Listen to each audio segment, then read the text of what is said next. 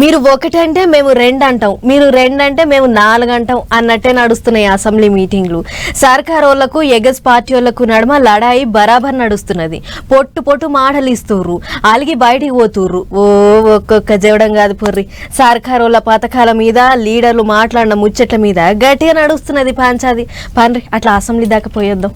నీళ్ల ముచ్చట్లు, పైసల ముచ్చట్లు, అప్పుల లెక్కలు, పథకాల పంపకాలు గిట్లా సర్కారోళ్లకు ఎగస్ పార్టీ వాళ్ళకు నడమ అసెంబ్లీ మీటింగులలో మస్తు గట్టిగా నడుస్తాంది లాడాయి.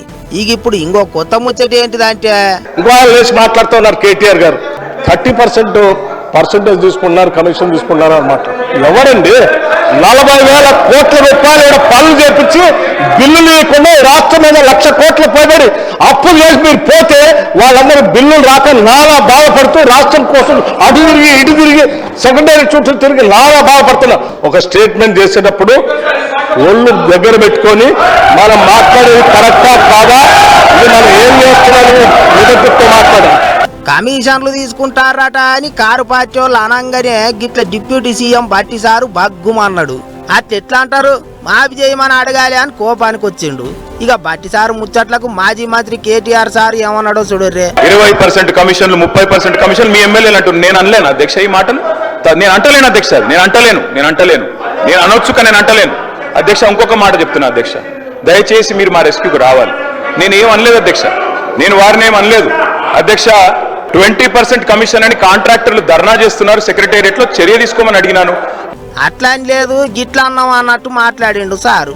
ఇక బట్టి సారు నోటికి వచ్చినట్టు మాట్లాడొద్దు అని గరం ఏటాలకు కారు పార్టీ వాళ్ళకు కూడా కోపం వచ్చింది. అంతా కలిసిపోయి బయట కూకున్నారు, సర్కారు వాళ్ళను సాపిచ్చిండ్రు. ఇక మధ్యాహ్నం బువ్వదిన వచ్చినాక సీఎం సారు అసెంబ్లీలో ముచ్చట్లు చెప్పిండు. సారు వచ్చుడొచ్చుడితోనే బెట్టింగ్ యాప్ల మీద గట్టిగానే అరుచుకున్నాడు. ఆన్లైన్ బెట్టింగ్ కానీ ఆన్లైన్ రమ్మీ గేమ్ల పట్ల అప్రమత్తంగా ఉండడమే కాదు, కఠినంగా వ్యవహరించాలని ఈరోజు రాష్ట్ర ప్రభుత్వం నిర్ణయం తీసుకున్నది. దీన్ని నిరోధించడానికి, నిషేధించడానికి అవసరమైన చర్యలు తీసుకోవడానికి ఒక స్పెషల్ ఇన్వెస్టిగేషన్ టీం, వీలైతే సిబిసిఐడి కానీ లేకపోతే అధికారులతో సమీక్ష చేసిన తర్వాత ఒక స్పెషల్ ఇన్వెస్టిగేషన్ టీంని వేసి కఠినంగా వ్యవహరించాలని చెప్పి ఈరోజు రాష్ట్ర ప్రభుత్వం నిర్ణయం తీసుకున్నది అధ్యక్ష. బెట్టింగులు, పత్తలాట, ఆన్లైన్ పత్తలాట, కోడి పందాలు గిసోంటి అన్ని తెలంగాణలో అస్సలు నడవవు అని చెప్పిండు సీఎం సారు. ఎగస్ పార్టీ వాళ్ళు ఏమన్నా ఉంటే సర్కారు వాళ్ళకు సాతీయాలే గాని అడ్డం పడవద్దు అన్నట్టు మాట్లాడిండు. ఇంకో దిక్కు అటు మండలిల కారు పార్టీ ఎమ్మెల్సీలు రోజుకో తీరు పంచాది మోపు చేస్తాండ్రు. ఈసారి కళ్యాణ లక్ష్మి పథకం కింద తులం బంగారం ఇస్తామన్నారు, ఏమా అని అడిగిండ్రు. లీడర్లంతా చేతుల బంగారం అసోంటి బొమ్మలు పట్టుకొని నిరసన చేసిండ్రు. గిట్ల తీరొక్క ముచ్చట్లతోని మస్తు ఉడుకుడుకు నడుస్తున్నాయి అసెంబ్లీ మీటింగులు. సై అంటే సై అనుకుంటారు లీడర్ సాబులు.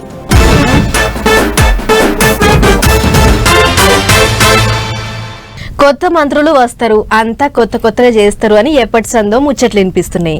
ఆగో ఈగో అనుకుంటా ఏడాది గడిచిపోయే, అందుకే ఆలస్యం అవుతుంది అనుకున్నారో ఎట్లనో గానీ ఆ కథ ఏందో తేల్చే పల్లవడ్డారట ఢిల్లీ పెద్ద మనుషులు. రేపో మాపో లిస్ట్ బయటికి వస్తుందంటుర్రు. అయితే ఆ లిస్ట్ లో ఎవళ్ళ పేర్లున్నాయో, పెద్ద మనుషులు ఎవళ్ళ మీద పాయరం చూపించిర్రో గానీ బయట మాత్రం తీరు ముచ్చట్లే వినిపిస్తున్నాయి. ఇప్పుడు ఢిల్లీ పెద్ద మనుషులు ఎవళ్లను దిల్కుత్ చేస్తారోనని చేయి పార్టీ లీడర్లంతా పిట్టెకు పెట్టినట్టే ఎదురు చూస్తాండ్రు. మంత్రి పదవులు వచ్చేది వాళ్ళకే వీళ్ళకే అన్నట్టు తీరొక్క ముచ్చట్లు వినిపిస్తున్నాయి. 4 పోస్టులలో ఎవలను కూసబెట్టాలి, ఎట్టట చేయాలి అని ఆలోచనలు చేసి ఓ మాట మీదకి వచ్చిండ్రట పెద్ద మనుషులు. కాకపోతే అసలు ముచ్చట మాత్రం ఉగాది పండుగకో లేకపోతే పండుగ అయినాకనో చెప్తారట. అందుకే లిస్టులో ఎవళ్ళ పేర్లున్నాయి, ఏం కథ అని చాలా మంది పరిశానలు పడ్డారట. ఇప్పుడు పాలమూరు జిల్లాకేంచి వాకిటి శ్రీహరిని మంత్రిని చేయాలని చూస్తున్నారట. ఇంకో 3 సీట్ల కొరకు మస్తు మంది పోటీ పడతాండ్రు. Chennur MLA Vivek, Munugode MLA Komatireddy Rajagopal Reddy, Bodhan MLA Sudarshan Reddy, నిన్న మొన్న ఎమ్మెల్సీ అయిన విజయశాంతక్క పేర్లు గట్టిగానే వినిపిస్తున్నాయి. ఇప్పుడు మరిగా ఎవళ్ళ కిస్మత్ కులా ఇస్తుందో ఏమో చూడాలి. కానీ ఇంకా వ్యవహారం కుల్లా కానే లేదు. అప్పుడే కొంతమంది ఆ పోస్ట్ వస్తే మంచిగా ఉంటుంది, ఈ పోస్ట్ వస్తే మంచిగా ఉంటుంది అన్నట్టు మాట్లాడుకుంటారట. రాజగోపాల్ రెడ్డి సార్ అయితే కెపాసిటీ చూడాలి, చూసి పోస్టులు ఇవ్వాలి అన్నట్టు మాట్లాడిండట. హోంమంత్రి పోస్ట్ అంటే సారుకు మస్తు పాయిరం అన్నట్టు చెప్పిండట. మరిగా ఏ పోస్ట్ ఇస్తారో చూడాలి. అటు తమ్మునికి మంత్రి పదవి ఇస్తున్నారా, ఏం కథ సారు అని అడిగితే అవన్నీ నేను పట్టించుకుంటలేదు, మస్తు పనున్నది, వచ్చేది ఉంటే వస్తుంది అన్నట్టు మాట్లాడిండట మంత్రి కోమటిరెడ్డి వెంకటరెడ్డి సారు. అటు చూస్తే చదువుల మంత్రి పోస్టు, హోం మంత్రి పోస్టు, మున్సిపాలిటీ మంత్రి పోస్టు గిట్ల ఇంగిన్ని పోస్టులు కూడా ఖాళీగానే ఉన్నాయి. మరి ఎవరెవరికి ఏ పోస్ట్ ఇస్తారో చూడాలి అనుకుంటారు అందరూ.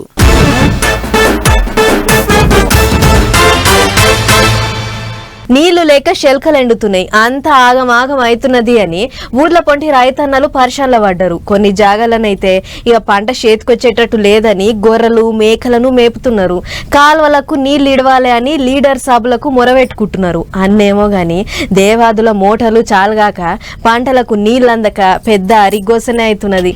పార్టీల నడమ కిరికిరి పెద్దగా అవుతున్నది. మరి ఆ సంగతి ఏందో చూద్దాం పారి. వారం కింద మంత్రులంతా కలిసిపోయి మంచిగా నీళ్ళు ఇడుద్దాం, రైతులను కుసి చేద్దాం అన్నట్టు పోతే దేవాదుల పంపులు చాలగాలేదు. పంపులు రిపేర్ అవుతాయి కావచ్చని పొద్దంతా అక్కడనే ఊకున్నారు మంత్రులు. కానీ ఆఖరికి ఉత్తగానే ఉసూరు అనుకుంటా అక్కడి నుంచి వెళ్ళిపోయినరు. ఇక అప్పటి సంది మళ్ళీగా ఇప్పటిదాకా పంపులు చాలగానే లేదు, రైతన్నలకు నీళ్లు ఇడవనే లేదు. అందుకే ఇప్పుడు చెయ్యి పార్టీ వాళ్ళకు కారు పార్టీ వాళ్ళకు నడమ పచ్చిగడ్డి అయితే బగ్గుమంటది కావచ్చు, అట్లా తయారైంది వ్యవహారం. కారు పార్టీ వాళ్ళు తాపకోసారి దేవాదుల పంప్ హౌస్ కాడికి పోయి ఆఫీసర్లను మందలించి వస్తాండ్రు. అటు జనగామ, స్టేషన్ గన్పూర్, పాలకుర్తి నియోజకవర్గాలలో పంటలు ఎండుతున్నాయని రైతన్నలు గోసబుచ్చుకుంటారు. మాజీ మంత్రి ఎర్రబెల్లి సారు రోజుకో కాడికి పోయి శెల్కలన్నీ చూసి వస్తున్నాడు. తత్తిమ కారు పార్టీ లీడర్లంతా కూడా లడాయికి తయారైనరు. ఆ పంపులకు ఏమైందో ఏం పాడైందో తెలియదు గాని కాలువలకు నీళ్లు ఇడవకపోతే మాత్రం ఇక యాడికైతే ఆడికి కిరికిరి గట్టిగానే పెట్టుకుంటాం అంటున్నారు. ఇంకో దిక్కు 2 దినాలలో పంపులు మంచిగా చేసి నీళ్లు ఇడుతాం, ఎవళ్ళేం పరిశాన్ అయ్యే పని లేదంటున్నారట సర్కారు వాళ్ళు. అటు ఆఫీసర్లను పోయి అడుగుతుంటే ఆ పంపులు ఎప్పుడు మంచిగా అయ్యేది ఖచ్చితంగా ఏ మాట చెప్తలేరట. అందుకే ఇక ఇట్లయితే కాదని రైతన్నలు రైతు సంఘాలతోని కలిసి కారు పార్టీ వాళ్ళు పంచాయతీకి తయారైనరు. ఈ దేవాదుల పంప్ హౌస్ కిందనే 60,000 ఎకరాల ఆయకట్టుకు పారకం ఉన్నదట.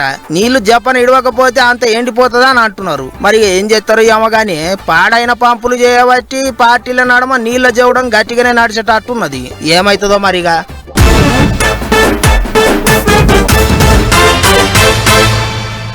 చిన్నగున్నప్పుడు ఇంట్లో అవ్వ కట్టెల పొయ్యి మీద వంట చేస్తుంటే ఆ పొగకు కళ్ళు మండేవి. కానీ ఏం చేస్తాం, కడుపు నిండాలంటే పొయ్యిల కట్టెలు మండాలి. అందుకే కళ్ళు నలుసుకుంటా అట్లనే కూర్చునేది.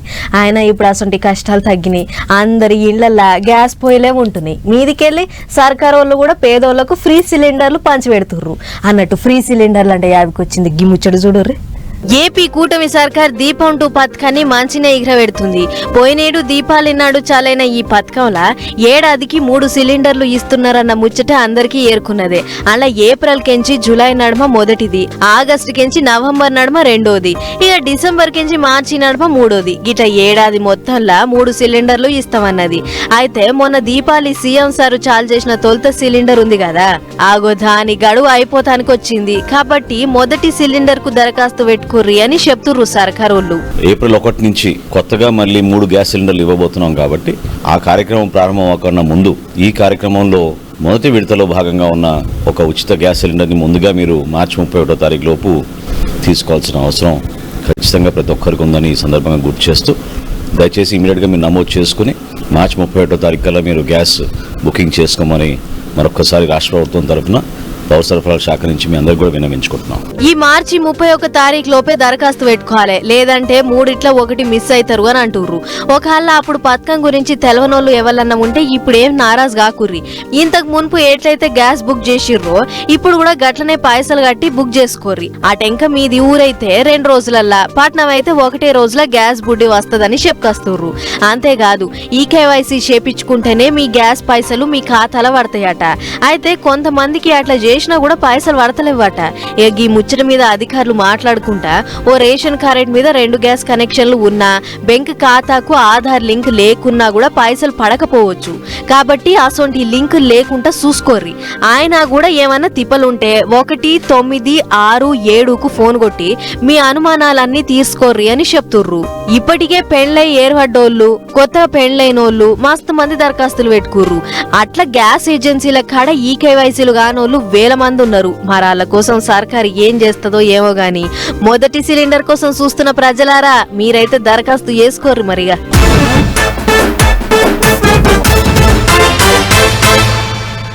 మొన్నటి దాకా ధాన్యం రైతులది ఒక గోస కాదు, వడ్లు కొంటలేరు, తాళ్ళు కింద తరుగు తీస్తుర్రని లొల్లి చేసిర్రు రైతులు, ధర్నాలు చేసిర్రు, ధాన్యాన్ని తగలబెట్టిర్రు. ఇది సాలదన్నట్టు వానదేవుడు కొంత పరిశాన్ చేసిండు. ఇప్పుడు మిరపకాయల పండించిన రైతులది కూడా అదే కథ అయింది. మార్కెట్కి వచ్చిన మిర్చి బస్తాలను కొనేటోళ్ళు లేకుండా అయ్యిర్రని గీ తీరుగా బాధపడుతుర్రు. మిర్చి రైతుల కండ్లల్లో కారం కొట్టినట్టు చేస్తున్నారు. గిట్టుబాటు ధర కూడా ఇయ్యకపోయేటాళ్లకు గిట్ల మూటలకు మూటలు మార్కెట్లనే మూలుగుతున్నాయి. ఇది వరంగల్ జిల్లాలో ఏనుమాముల మార్కెట్.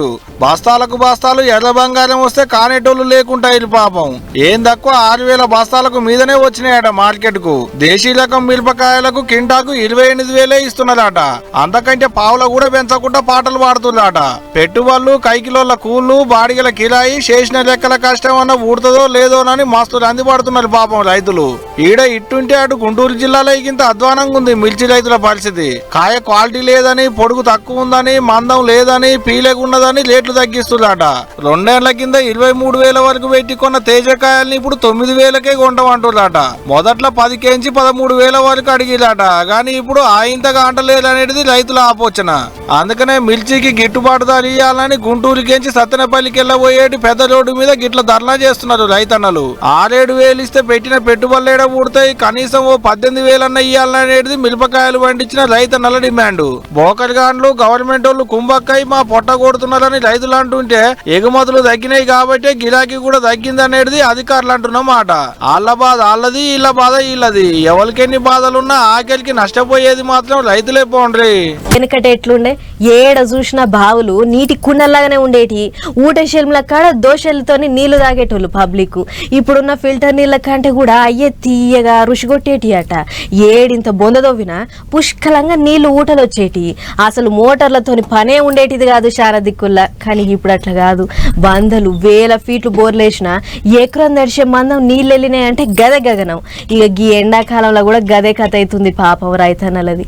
చెరువులు ఎండిపోయినాయి, బోరు బావులకు నీళ్ల ఊటలు తగ్గినాయి. ఎండిన చెర్ల పాత శీలలేసి పడకలు పడుతున్నారు. ఎండిపోయిన బోర్లలో నీళ్లు లేక కాలిపోయిన మోటార్లు రైతన్నలు వీక్తున్నారు. ఎండాకాలం నిండరాక ముందే గింత గోస పడుతున్నారు పాపం రైతన్నలు. ఆనకాలం పంట చేతికొచ్చేటాళ్లకు అడ్డగోలుగా పడ్డ వానలతో పంట అంతా ఆగమైంది. యాసంగి పంటతోనన్న పెట్టుబడులు ఊడుపుకుందామంటే ఇగో ఇప్పుడు గీ కథ. నెరీగా ఆదిలాబాద్ జిల్లాలో ఇంత ఎక్కువనే ఉన్నది రైతుల గోస.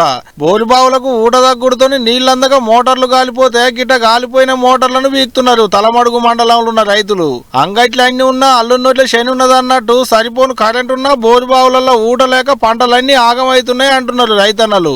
4 ఎకరాలు కౌలు పడితే కౌలు డబ్బులు కూడా ఊడేటట్టు లేదట పాపం.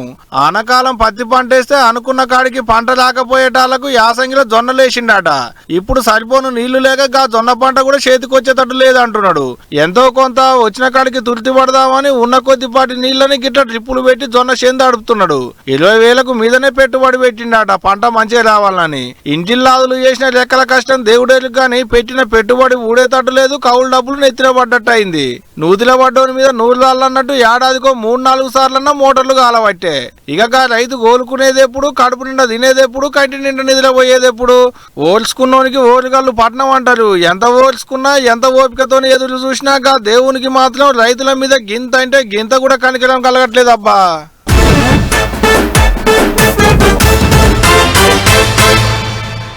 వ్యవసాయం చేసుడు అంటే చిన్న గోసన చెప్పురి, దుక్కి దున్నాలే, ఇత్తులు పెట్టాలి, మొక్కలు మోసేటట్లు కమ్ముగా నీళ్లు పెట్టాలి, యాళ్లకు మందులేసి పిచ్చి చెట్లు మోలిస్తే ఎప్పటికప్పుడు పీకేయాలి. గిట్లా అందరు రైతులు చేసినట్లే గా శ్రీకాకుళం రైతులు కూడా చేస్తుర్రట. గాని పంట పండించిన నిమ్మలం లేదట. మరి వాళ్ళకు వచ్చిన తిప్పలేంది, ఎందుకు గట్లా నారాజు అవుతుర్రో ఒకసారి అరుసుకుందాం పార్రి. ఓరక్కో, ఏనుగులు శ్రీకాకుళం జిల్లాను గుత్తబట్టినాయా ఎట్లా? ఏడ చూసినా షెట్టిచ్చిన భూతం లెక్కనే తిరుగుతున్నాయి. మందకు మందే తిరుక్కుంటా కనబడ్డ పంటనల్లా నాశనకాలం పట్టిస్తున్నాయి. ఇక చూడుర్రి కొత్తూరు దిక్కు అరటి తోటలను ఎట్లా ఆగం పట్టించినాయో. తొండంతోని ఫట్టుమని కొడితే గేలలకు గేలలే రాలి కింద పడ్డాయి. గిట్ల 1-2 చెట్లు కాదు, తోటనంతా ఇదే కమానంలో ఆగం పట్టించినాయి. ఇక తెల్లారి రైతులు వచ్చి చూసేటోరకు గీది కథ. చేతికొచ్చిన పంట గిట్లయిపాయా అని రైతులది ఒక బాధ కాదు. పంటకు మొక్కుకుంటా నిన్నే దేవుడని నమ్ముకున్నాం, నేను ఆగమైపోతుని అన్నట్లు గుడ్ల నీళ్లు తీసిండు రైతు. మరి ఏనుగుల మందజయంగా ఎంత నష్టమైందో రైతే చెప్తుండు. ఇనుర్రి. 5 రోజులకి ఇంచుమించు 3 లక్షల నష్టం అంత వస్తాయి. 3 లక్షలు నష్టం వస్తుంది. చూసుకొని ఎవరు వచ్చి చూసుకునే చూడవచ్చు. గది అన్నట్లు ఒక్క అరటి తోటలే కాదు, మామిడి తోటలది కూడా ఇదే కథ. కొట్టుడు కొడితే మామిడికాయలు అన్ని శిల్లంకొలం అయినాయి. గిట్ల చేతికొస్తున్న పంటలు నేలపాలయ్యేటాళ్లకు రైతుల గోస అంతింత కాదు. మరి నష్టపోయిన రైతులని సర్కారు ఎట్లా ఆదుకుంటుందో ఏమో చూడాలి. ఇక ముచ్చటట్లుంటే ఇటు విజయనగరం జిల్లాలో కూడా ఏనుగుల గోస చిన్నగా లేదు. జియమ్మ వలస మండలం పెద్ద మేరంగి జంక్షన్ లో ఏనుగుల మంద చేసిన అరాచకం అంతింత కాదు. ఓ కూరగాయల దుకాణంలో ఏసి పెట్టుడు పెడితే కూరగాయలన్నీ ఇసిరేసినట్లు పడ్డాయి. దీంతోని సత్యవీర దేవుడా అని ఉరుకుడు పెట్టిరు దుక్తపోళ్ళు. అదైనాక టైం పాస్ అయితలేదు. పార్రా అట్లా పోయొద్దామన్నట్లు బజార్ల పొంటి గూర్ఖా డ్యూటీ చేసినాయి. ఓ ఇంటికి పోయి నా పేరు ఏనుగంటారు, ఇంట్లో ఎవరన్నా ఉన్నారా అనుల్లా అన్నట్లు ఆడాడనే తిప్పులాడినాయి. అయితే ఇంత అవుతున్నా కూడా అడవి అధికారులు ఎవ్వళ్ళు కూడా పత్తకలేరట. మరి ఈ ఏనుగుల మందను ఎప్పుడు ఎలా కొడతారో, జనాలకు దైనం ఎట్లా చెప్తారో గాని ఏనుగులు జయంగానైతే పానాలు అరిచేట్ల పెట్టుకొని ఉంటుర్రు జనాలు.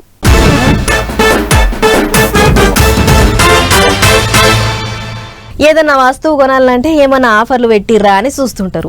ఆఫర్లు కొంటే కొంత అగ్గువకు వస్తుందని ఆపొచ్చిన పబ్లిక్ది. పండగలప్పుడైతే ఇక బట్టల దుక్న పోళ్ళు అయితే 1+1 ఆఫర్ పెడుతుంటారు. ఇంకేముంది ఎగబడిపోతుంటారు. ఒకదానికి పైసలు కట్టి 2 పట్టుకొని వచ్చుకుంటారు. అన్నిటి మీద ఆఫర్లు ఉంటాయి కానీ మందు మీద మాత్రం ఆఫర్లు పెట్టరు అని అనుకుంటారు మందు బాబులు.